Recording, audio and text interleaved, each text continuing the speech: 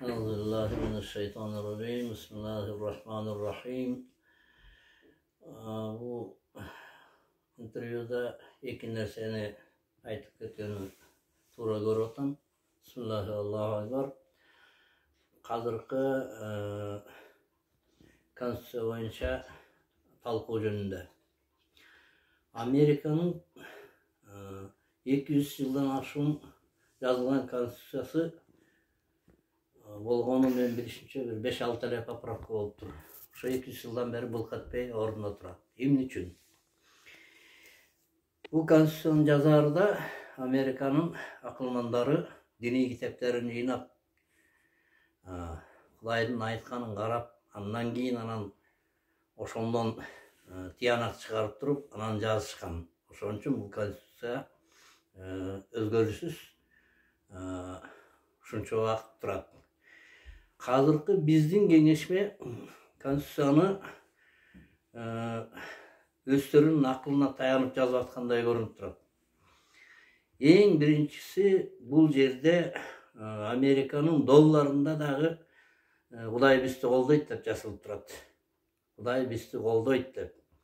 Эми биздин чогулуп аткан кеңешменин акылмандары бұл жерде өздерінің ақылына таянбай, Құдай Тааламдын мыйзам ченемдерине ылайыкташтырыш керек конституцияны.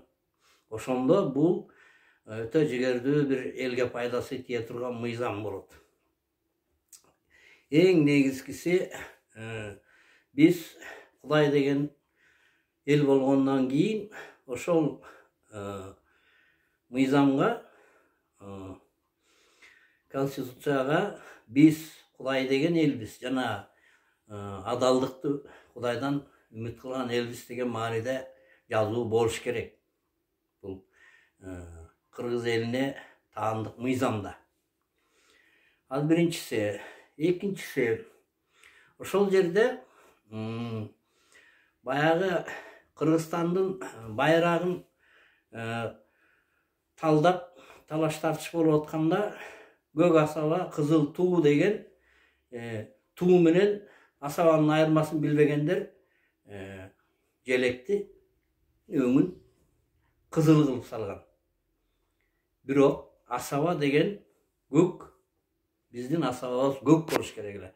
Так ошондой жаңылыштардан сактанып, биринчи Кудайдын мыйзамдарына таянып туруп, анан ошого уйкаштырып жазыш зарыл. Биринчиси ушул. Экинчисинде улут деген сөздү, бул улут деген сөздүн түбү каякта экенин жакшылап ойлонуш керек. Улут деген сөз улуйт деген мааниси бар. Улуп калсын деген да мааниси болуп калышы мүмкүн.